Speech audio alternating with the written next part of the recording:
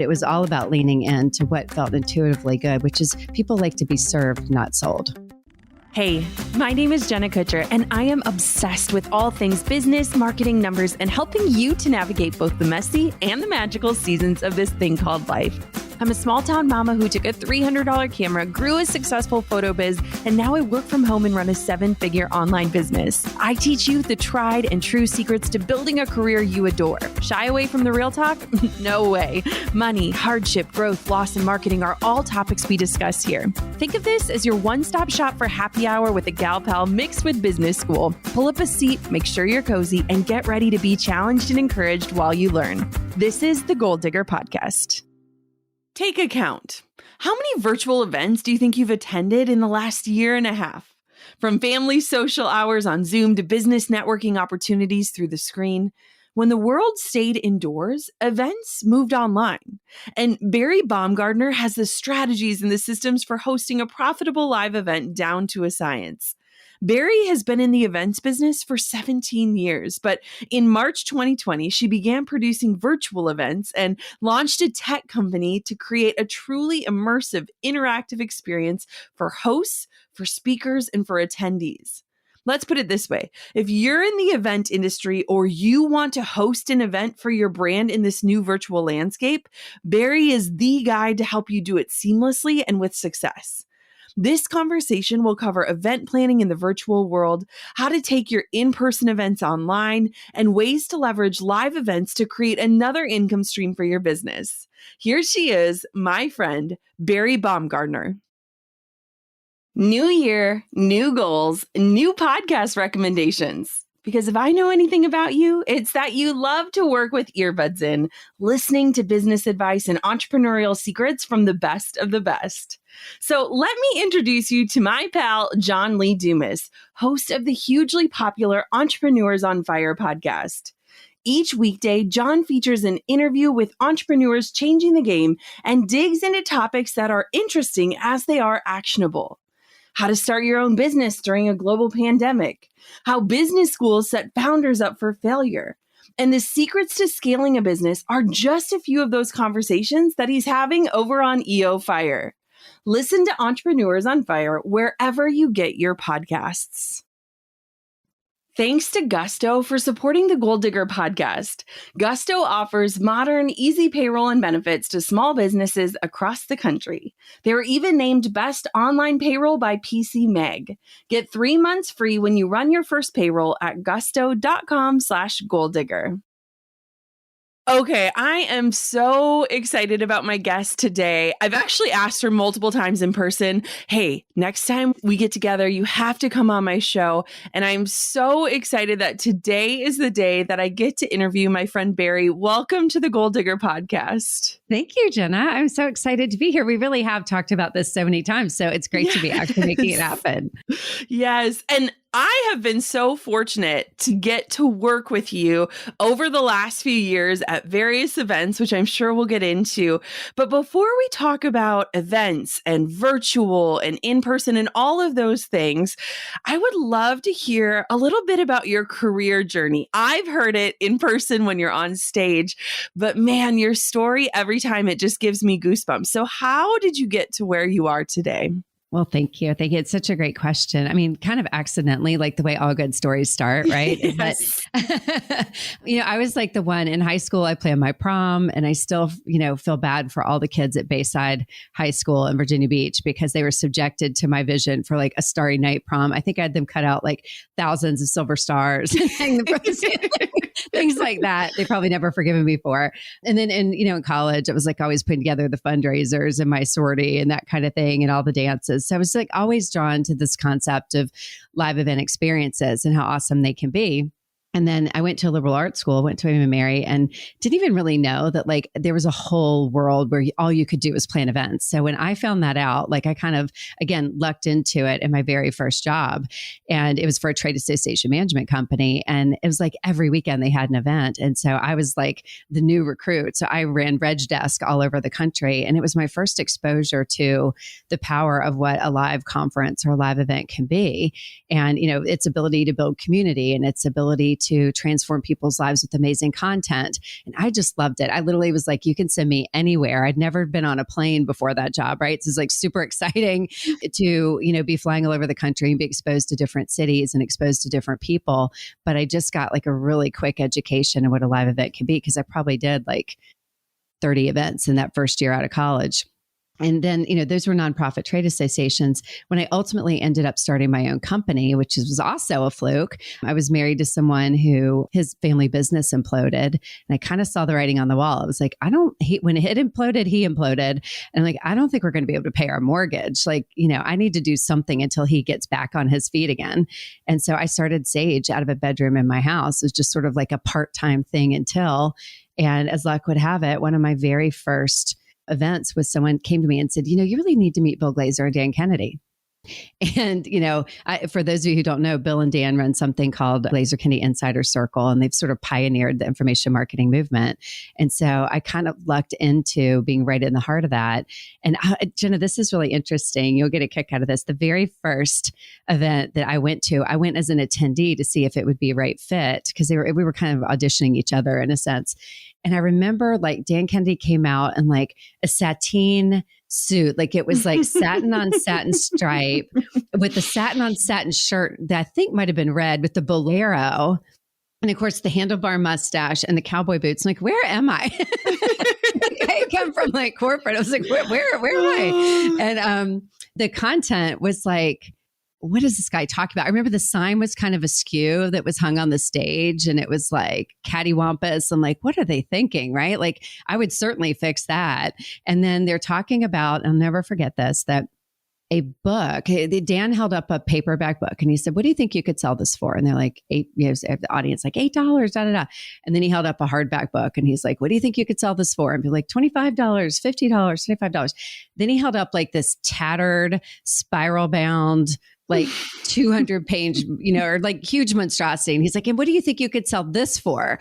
And I'm like, $1.99. And he's like, $2,000. And I'm like, okay, now you have my interest. And literally that was my first exposure to the industry that now is my niche, which is kind of interesting. That is so wild. I was in a mastermind with Bill Glazer a couple years ago, and he's amazing. But I can't even imagine what you were thinking. And what makes me smile is that I think about when it comes to event planning, I often think of it in terms of the wedding world, because I was a wedding photographer for so long. And so many brides plan their own wedding. And then all of a sudden they're like, I think I want to become an event planner. And you either love it or you hate it, but it is absolutely not as glamorous as it seems. So what happened after that event that led you on this journey to host some of the greatest, largest business-centered events in the world? Well, a funny story is when I decided to open Sage, I thought first I was going to be a wedding planner. And then I realized I planned 3 weddings and realized I only wanted to plan the wedding of my dreams, not the wedding of their dreams. And I was like, no, I don't like daisies. No, you shouldn't have that color. No, that dress doesn't look good on you. I'm like, this might not be my niche. And ironically, when I found Glazer Kennedy, and of course it led to the business I have today, I think what has made me so successful is I have such a definite vision of what is right and not right in this space, right? So like what didn't work for weddings works very well for the niche I'm in, which is no, it's not like that. It's like this. And so I think, what's interesting from the Glazer Kennedy thing is that, that was a pretty high testosterone environment. Yes. This is back in 2004. And the Information Marketing Summit, I think, had about 1,500 people. And there were literally 5 women. It was like Bill Glazer's wife, Dan Kennedy's assistant, Allie Brown, Michelle PW, Lori Morgan Ferrero, and me. Like that was it. And the rest were men, right? Not that that's a bad thing, but I mean, there were no women there. Yeah. And it was a pretty high testosterone sales environment. And I almost left the industry because I thought, I don't know, this back of room, arm twisting kind of stampede rush, but wait, there's more. I'm like, I don't really know if this is for me. And then Allie Brown and I had a conversation. For those of you who don't know Allie, she's amazing, really great marketer and really great trailblazer. And she came to me and said, I'm going to plan my own event and it's going to be for women. And we're going to talk about all this stuff except for women. And we're going to do it from a woman's perspective. I'm like, I'm all in. And Allie and I kind of started to pioneer, again, like kind of how you do this as you stumble into it of what's working. but just feminizing all of it. Same content, but just softening it, making offers, but softening it, focusing on serving these women, like beautiful environments, flowers on tables. Allie would come on stage in these gorgeous suits and amazing shoes and just get these women lit up about what was possible for their life. And like, now I'm in the right spot, and right. It's just walking through doors, right? You walk through one door that leads to the next door that leads to the next door, but it pioneered what we do today, which is everything from a sales as service approach. Like, you can change people's lives with a high ticket offer without being salesy, icky, or sleazy. And what's really interesting is we started having that led everyone who followed Allie, then worked with me. And so I had a exploding business because of Allie Brown and the work I did with her. And all of a sudden the men started calling and saying, I heard Allie got this many. I heard you sold this many. How are you doing that? I'm like, well, we're, feminizing it. Basically, we're softening it, believe it or not. A softer offer performs better than a harder offer. And here's how. And so now we have a pretty diverse client mix, from Tony Robbins and Dean Graziosi to worked with Lisa Sasevich and Mary Morrissey, and names you've probably never heard of, but are doing amazing things in our space. And why they come is because of our sales as service approach. So it's interesting to see where we started and where we ended up, but it was all about leaning into what felt intuitively good, which is people like to be served, not sold. Oh, this is just making me smile so big. The other day, a mutual friend of ours who is a male texted me and he's like, I'm going on a training in 10 minutes, but my wife watched your webinar the other night and she loved how you did this approach. Tell me how you did it. And I just love how the men are paying closer attention to how we are approaching things. And it is more coming at it from a place of invitations and not pitches. And, letting people have this experience, regardless of if they purchase, that leaves them feeling excited and ready to take action. And I think it's just beautiful to be able to walk in your footsteps, something you've been doing for a long time, and to watch people take notice. And I think that probably felt really good. It did. Yeah. I mean, I think we specialize in enrollment events, which are events where you're making a high ticket offer, which is typically a coaching program or a consultancy. And it's anywhere from, we consider a high ticket offer $6,000 and above. So our offers range from $6,000 to $100,000 to work with our event host. And our specialty is to create a live event experience where the structure does the selling for you, where basically the attendees are having such a great sense of content, connection, and community that what naturally happens when you have an amazing experience, you go, I want more of this. Like, where do I get more? Like, this has been amazing. I want more. And that's such a better selling environment where the attendees it's dawning on them what they need and that they want more. And then to say, great, we thought you'd want more. And here's the good news. We have more. It's right over here. Would you like this? And to your point, it's an invitation, not a pitch. Like, we'd like to invite you to spend more time with us. And if you'd like to do that, it's right over here. It feels better. I think it feels better to everybody. It feels better to the host on the stage. It feels better to the audience receiving the invitation. And it feels better to the team who's supporting, helping people cross the line over to, yes, I'd like to invest in myself. Sometimes for the first time ever. Like, one of the most magical things about what we do is watching someone for the first time ever go, I'm worthy of investing in me. Like, I'm going to make this investment in myself, in my future, in my children's future. Like, I'm worth this. I think it's a really powerful part of what we do. So when we talk about this experience, I can imagine, let's say you pack a stadium full. You're in charge of the temperature of the room all the way down to the sense of the food coming in. I mean, you have this ability to craft this experience that is created around this environment that usually involves hundreds, if not thousands of people. But then the pandemic hits, everything shuts down, events close. What did you do? Yeah, that's a great question. Yeah, because for 16 years, we specialized in in-person events for speakers, authors, course creators, and influencers. And then, and this is an interesting story too, Jenna, because Blue and I had been in Puerto Rico with Farouk Shroff and Stu McLaren for a VIP day working on our business. Like, we'd paid our clients to work on our business, which, we do in this industry, right? Like, we all consult each other. It's the best way to grow your business, is learn from other people who are doing it too. And we flew from Puerto Rico to Miami for an event. And Blue and I have the dubious honor of being like million milers on Delta. Like, it's dubious because the way you get there is by flying way too much. But what it generally means is that we get first class upgrades without paying for them. And so we're going from Puerto Rico to Miami, and we're like at the back of the bus. And I remember looking at Blue, and this is literally like March 13th. And I'm like, this COVID thing, I don't know if this is really a thing. Like, we almost always get upgraded, and the airport was full. This flight's so full that we're at the back of the plane. Like, I don't think COVID's really a thing. And then we literally are in Miami for this event that we're running. And on day 2 of the event, Trump was forced to shut the country down. And we flew out of Miami on an empty plane, empty airport, empty plane. We were in first class. We're the only people in first class. And I looked at Blue. I'm like, okay, now COVID's a thing. And that literally led to creating a brand new space for ourselves and for our industry, because we had, in the span of a week, 30 events canceled. Like literally one after the next, like client after client called and said, we're nervous about doing events because of COVID. We don't know when it's going away. We think we should cancel. And so we literally spent a month calling every hotel that we had negotiated and saying, how do we get out of this contract, and working through those things. And in the midst of that, we went to a client and said, listen, you have an event the first week of April. Keep in mind, I think country was shut down March 15th. This event was the first week of April.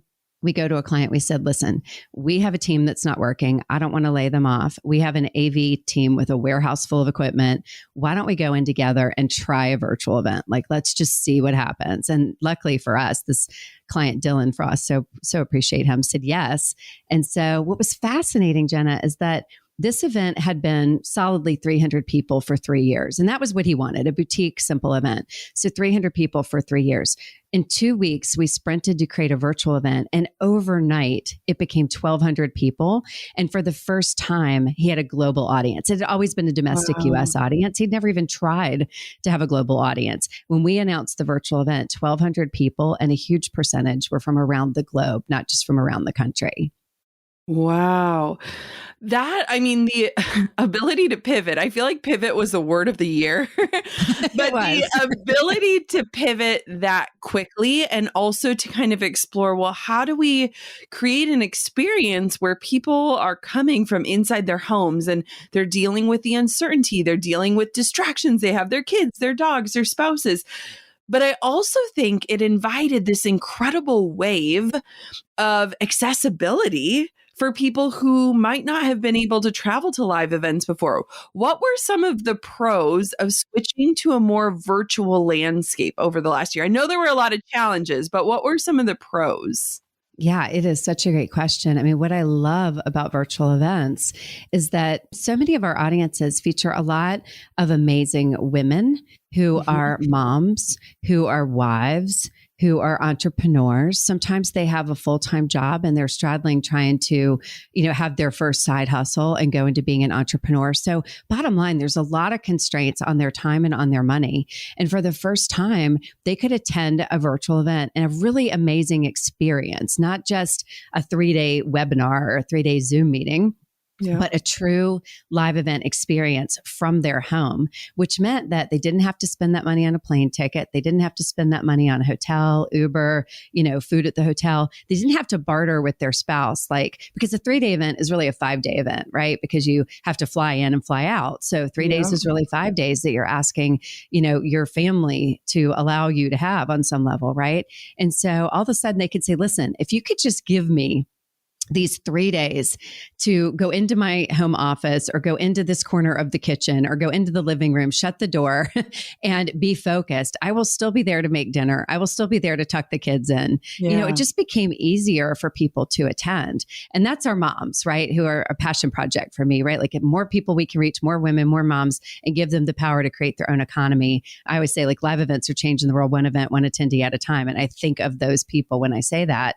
But we also have men who have to do that these days, right? And we have people who are in corporate jobs who have to do this. So I think the win for the attendee was to have accessibility to attend things that they might never have been able to attend before. And just a quick little story, one of our first virtual clients was Tony Robbins. Virtual brought us Tony Robbins because Dean called him and said, you got to go check out what these people are doing down in South Carolina, right? And so Tony flew in and they prepared us. So he's only going to be there for 30 minutes. Don't keep him longer. And I think he was there for 4 hours. And he was taking notes and drawing visions and coming up with ultimately what would be the first ever virtual stadium for his first ever virtual UPW. And this is a great example of what I'm talking about, because I remember standing with Tony, and we were looking at the audience, and it was like 25,000 people had registered. And so it's truly a virtual event, virtual stadium event. And we can see all of them. Like if you're at a real stadium event in person, you can't see every face, right? I mean, the people in the nosebleed seats, you cannot see them. Really, anybody beyond the first 5 seats, you can't see them, the first 5 rows. But Tony could see all of them. And we were standing there and we're watching. And he goes, Bari, there are 25,000 people here. There's like 50,000 people here because families were watching. And it was so cool because I think little kids who never would have been exposed to Tony and personal development, like you've got 9-year-olds watching, you've got grandparents watching. And we would watch, like there would be a woman who's like there and she's jumping up and down and she's taking notes and she's super excited. And we were watching like spouses who were kind of walking by like, what's she doing? What's that? And then before you know it, they kind of stop and they'd listen. And then before you knew it, they were sitting next to them. And then before you knew it, they were jumping up and down too. And it was fascinating to watch like how a whole family would become enrolled into UPW over the 4 days. And I think that too is the incredible power of virtual, is that you can allow your spouse to sit in for an hour or a half hour of the whole event. Go, honey, this is what I'm all about. Like, this is what I'm doing. Like, isn't this amazing? And get them excited about it, which wouldn't happen if you flew across the country and were sitting in a ballroom by yourself. Yeah. Oh, I love that. And then I think just quickly for the host, for any of you out there that are listening, that you've been dreaming of being on a stage or hosting your first live event, or you've been speaking for others, or you've been wanting to speak for others, but not being invited to, if any of you that are in that camp, there's nothing like a virtual event to get you jump started, because the win for you, no hotel contract, no room blocks, no food and beverage minimums, literally no liability. Like you need a computer, and I recommend a TV so that you can see your gallery view audience larger than life. But if you have a computer and a TV, like you're in business, you can do a virtual event from your living room. And I think that's the cool era that we have been ushered into courtesy of COVID. It's amazing because I've been able to speak at a few different virtual events where I'm on the stage, but I get to see the setup that you guys have created. And as someone who is more introverted, I love it because I feel like I get to be engaged with the attendees, but also protect my energy in a different way, specifically while pregnant. I feel like energy is this sacred thing. But it's been amazing because I think it's such a cool way to give these people an experience. And one of the things that I know personally from attending events in the past is that it's almost like you're on this high when you're in and surrounded by this environment and you're with other people. But then you go home and real life takes over. And the beauty of virtual events is you're learning in your environment, which means different things in your environment can trigger those memories, those emotions, those actions you meant to take from the event. And I feel like you're almost more likely to follow through, to keep up that momentum because of that experience. Yeah, I really do believe that's true. And another interesting thing is that when you attend an in-person event, and we track our metrics, we've been doing this for 17 years, and we know the metrics of every single session. Like an in-person, we're counting heads every single session, how many people are here. Inevitably, on the last day of the event, you lose people, and you lose them because everybody has to make a decision. Like, am I going to stay one more night, or am I going to miss a couple hours to make that last flight? Right? Yeah. It's like that barter that you're making with yourself based on your obligations to your family or your business or your team. And so it's not uncommon to just watch the numbers dwindle as the day goes by, and the core group will still be there at the end. Yeah. With virtual, what we've seen is the audience stays the whole time because they're not having to run to catch the flight. And so if you provide amazing content and connection and community in your event, you'll have them from the very first session to the very last session. And it was one of the first things when we said, let's try a virtual event. Everyone's question was, will they show up? And then the second question was, will they stay? And for 2 years now, close to 2 years, we've been doing, I think we're on, close to 70 virtual events that we've done. And the resounding answer is yes, they will come. Yes, they will stay. And they actually stay longer than they do it in person. So that too is a really big win for virtual. Oh. As we look to the new year, you might be thinking about ways to hit the ground running with your business, or even ways to help connect with your customers on a deeper level. We've talked about CRM platforms in the past, and I wanted to talk a little bit more about why they're essential for businesses in 2022. A CRM platform takes any customer interaction, like a sale from your website or clicking on your weekly newsletter, and it transforms that data into valuable insights. insights like, when do my customers shop? And do my emails really get open more on a Monday? A HubSpot CRM platform is ready to help connect the dots between your business and your customers like never before. HubSpot is consistently working to make its products more connected than ever. With improved custom report builders, you can curate your data your way, making it super easy to review real-time reports on sales, marketing, deals, and more, all with just a few clicks. And if you're looking for cleaner data with a centralized system, the all-new Operations Hub Enterprise gives your team leads the ability to curate data sets for all users, meaning even faster and more consistent reporting. Learn more about how a HubSpot CRM platform can help connect your business in 2022 at HubSpot.com. Do you remember that song by NSYNC called Just Got Paid? Where are my 90s kids at? Well, I know Justin Timberlake definitely wasn't singing from the point of view of an entrepreneur who is trying to figure out payroll for their own business. Thankfully, there are systems to help you get your employees paid and manage all things HR. I've teamed up with Gusto, and they're offering you 3 months for free when you run your first payroll at gusto.com/goaldigger. Gusto is easy online payroll, benefits, and HR built for modern small businesses with all the management tools you need in one platform. Gusto automatically files and pays all state, local, and federal payroll taxes. Plus, the fast, easy-to-run payroll includes W-2s and 1099s for your team, as well as tools to manage health benefits, 401ks, and more for almost any budget. On average, running payroll with Gusto takes just 11 minutes, and you'll get 3 months for free when you run your first payroll at gusto.com/goaldigger. That's 3 months for free when you run your first payroll at gusto.com/goaldigger. So if somebody's listening and they're thinking, okay, I really want to do an event for my community. I've always wanted to, maybe in person isn't the right method. Maybe I should just get my feet wet with a virtual event.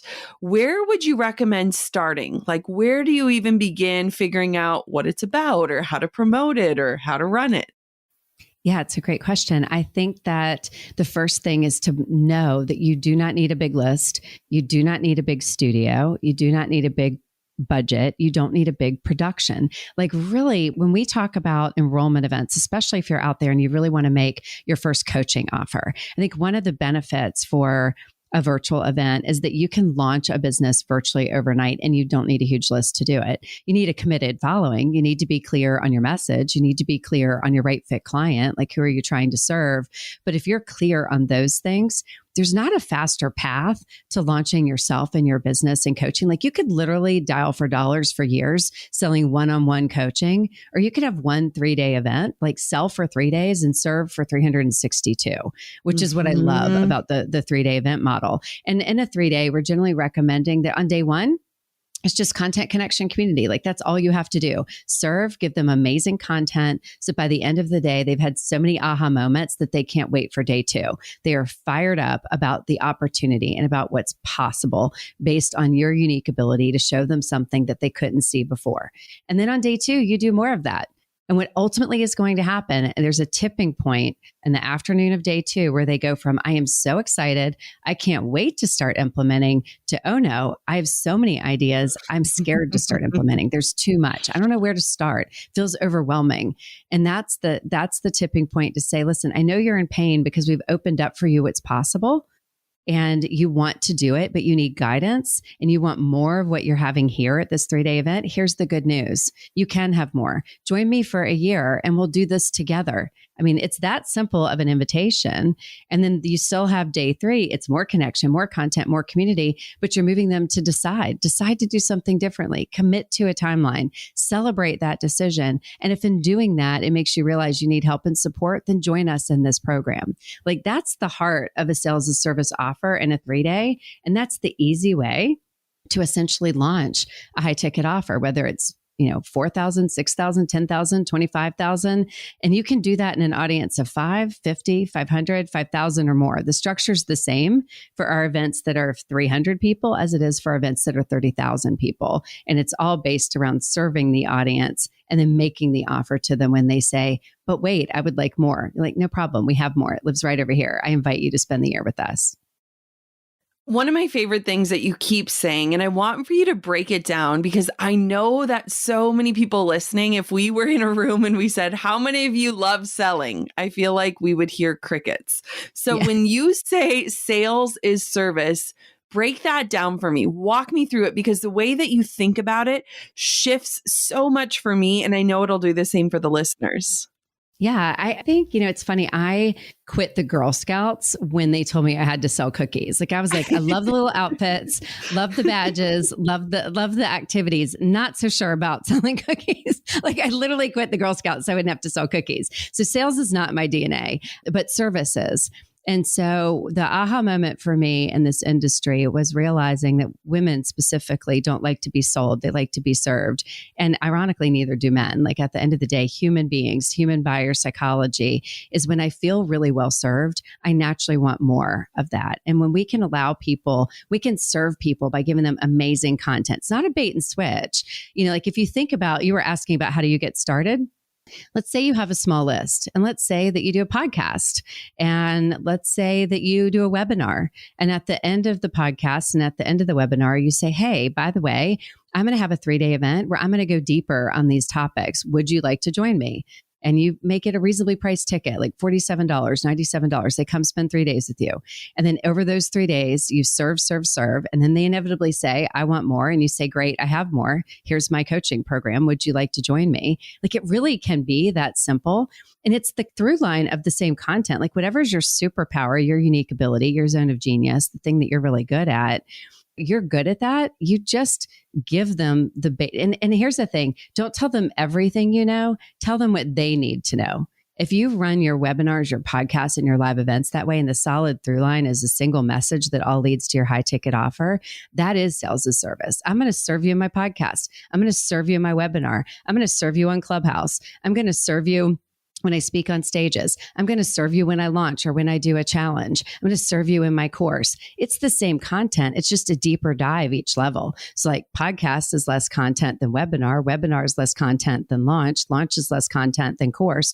Course is less content than live event. And live event is less content than your high ticket offer, your coaching program. But it's the same content. They're just paying for more access to you at each level. And when you do that, that is service. It makes natural sense in the psychology of your buyer to go, yeah, of course, I should pay for more access to your zone of genius. So here are things I get for free from you, and here are things I start to pay for from you. And ultimately, if I want the most time with you, I invest in your high ticket offer, your coaching program, so that I can get access, deeper access to what you know, what you do, and how I can do it too.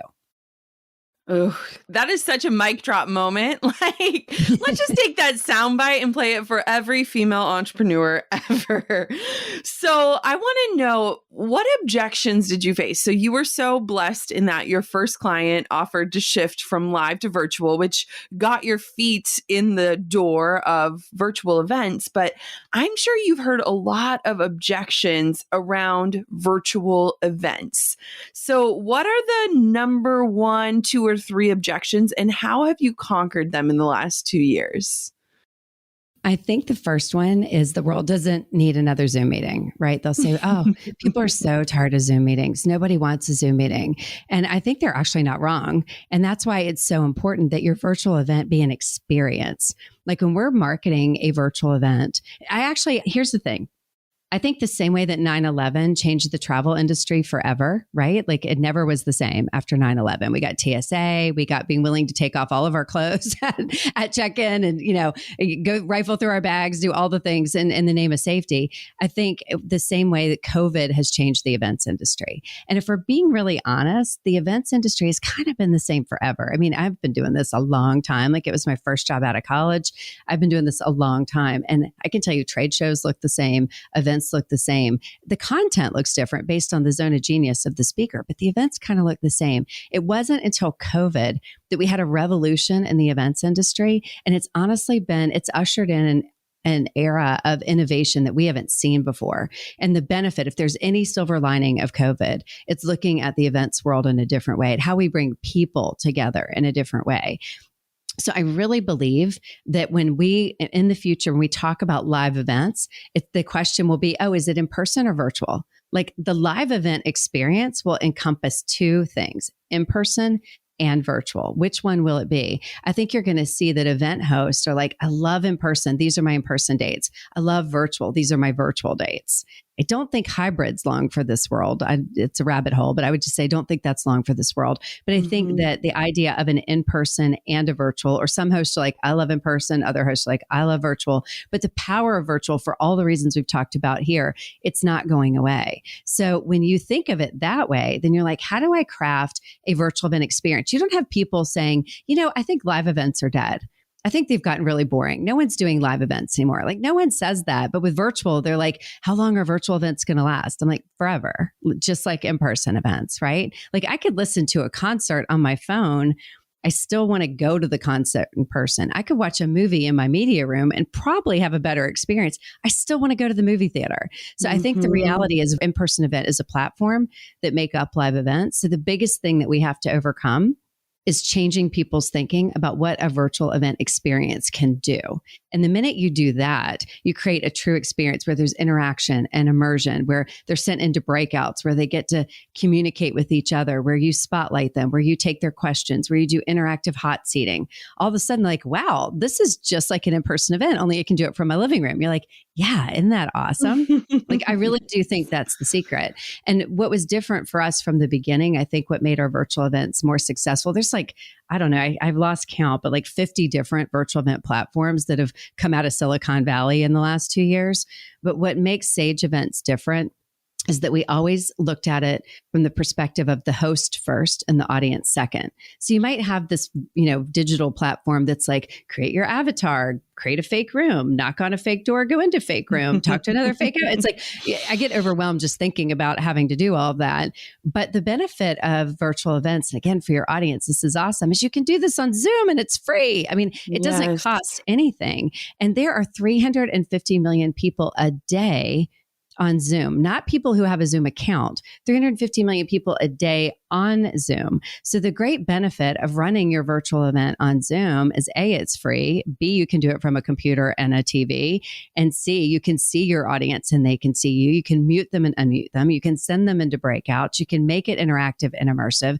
And they all know how to use it. They're on it every day. So what the bigger the front, the bigger the back, right? The Achilles heel is the world doesn't need another Zoom meeting. The answer is you're right, but this isn't that. This is a 3-day live immersive experience. And because it's on Zoom, everybody knows how to do it.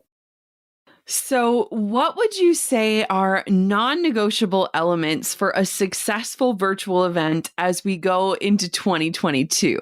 Somebody's fired up, if they're inspired, if they're like, okay, I really want to do this. Bari got me really excited about it. What do they not want to miss? What they don't want to miss are these 4 things. You really need to have an in-person tech check, what we call a tech check. And what I mean by this is that you're redefining that it's not just another webinar, right? So if you were to go to an in-person event, nobody would let you walk into that ballroom without a badge, right? You have to go through registration. We all understand that. We're okay with it. We do it. It's the same thing for a virtual event. We run an in-person tech check, which is a human being talking to you saying, welcome, I'm so glad you're coming to the event. Let me get you checked in. Let's test out your Zoom and make sure you know where everything is. Do you know how to mute and unmute? Do you know how to turn your camera on and off? Do you know what time we're starting tomorrow? The virtual doors open at this time. Like, you're basically welcoming them. It's an important touch point to an event to greet your people, not just to click on a link and go. So that's the first one. The second one is no recordings, because we expect recordings with what? A webinar. And what is show up rate for a webinar? About 20 to 30%, right? But for live events, it's between 80 and 90. When we're running a virtual live event, it's between 80 and 90. And the reason is there are no recordings. They have to show up. It's a live event experience. You don't dip in and dip out. It's accumulation effect. Every session builds on the one before it. So you don't want to miss anything. So the only way that we allow recordings is if it's part of a VIP upgrade and, important and, it's delivered 30 to 60 days after the event. It's more of a, would you like to revisit your favorite moments, than a, you can skip this and watch it later. So that one's really critical.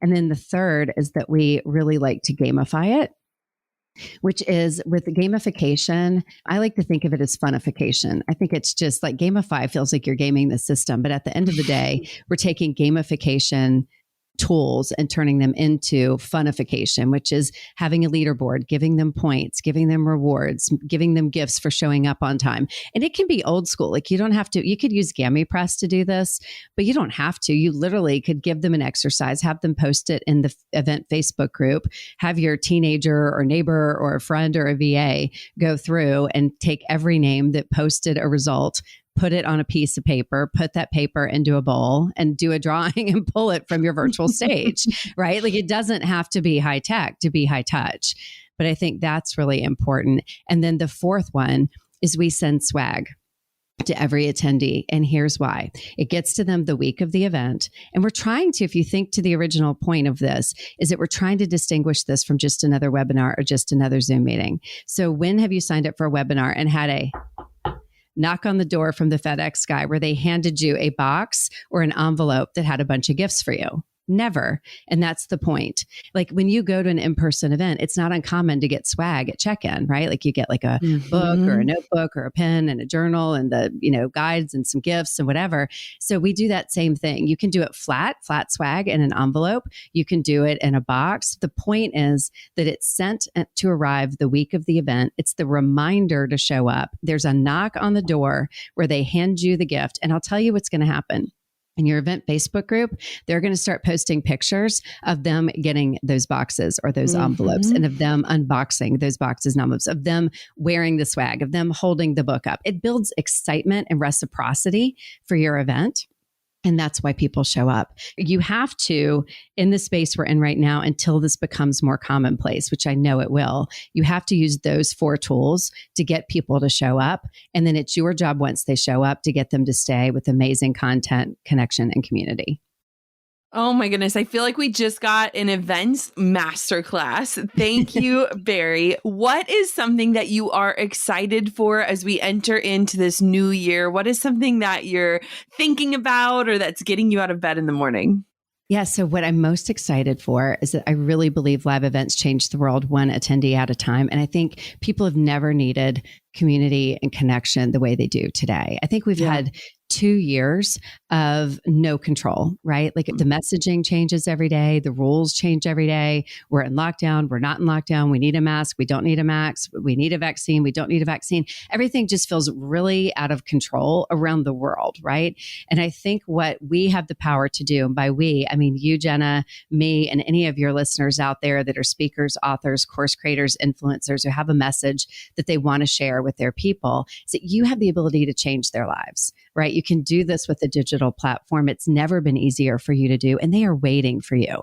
They're waiting for you because they feel out of control and uncertain. And you have the keys to the kingdom to make them have one area of their life that they do have control over. Like whatever it is you do, whatever it is you teach, whatever it is you preach, your people are out there waiting for you to get your leadership and to get your guidance and to get a sense that, there's one part of my life that I'm in charge of, that I can control the destiny of what I do today, what I do tomorrow, how I make my money, how I make my life, how I make my health, how I make my wealth. All those things matter a lot, and they've never needed them more than they need them right now. And I truly believe that live events are one of the best ways to get there.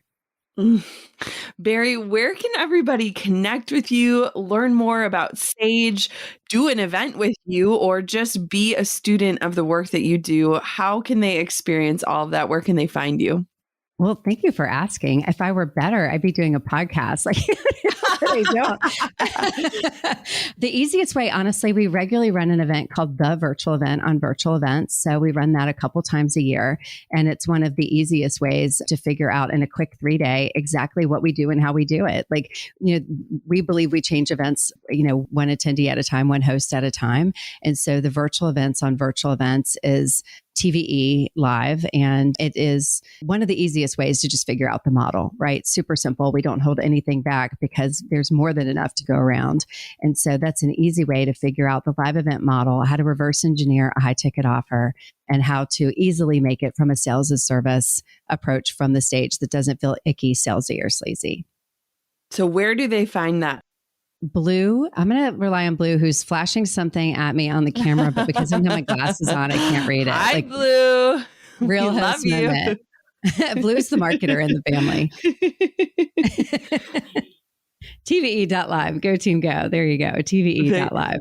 There we go. TVE.live. Bari, thank you so much for coming on the show. Thank you for being a friend in my life. I love being able to just stay connected to you and be a part of your events. And I can tell you, for all of you that have attended a virtual event in this last year, maybe it seemed seamless or flawless or like it was an easy execution. Watching Bari and Blue behind the scenes has absolutely transformed the way that I look at events. They are hosting events with tens of thousands of people virtually. And I just got to commend you. You are the best of the best. I have never experienced a better team, better leaders, better guides. And I am just so blown away by the art of what you do. So just thank you for letting me be a part of it, but also thank you for sharing so much on the podcast today.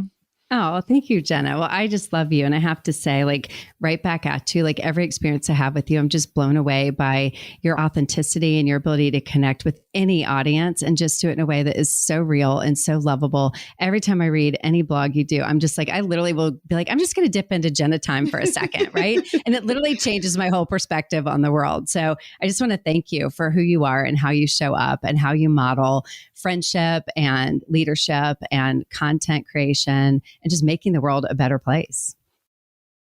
The world has absolutely shifted in recent years, and I'm not going to lie, I'm actually a big fan of virtual events. One, I get to stay in the comfort of my own home, but two, I get to ingest the content in an environment where I feel comfortable and compelled into action.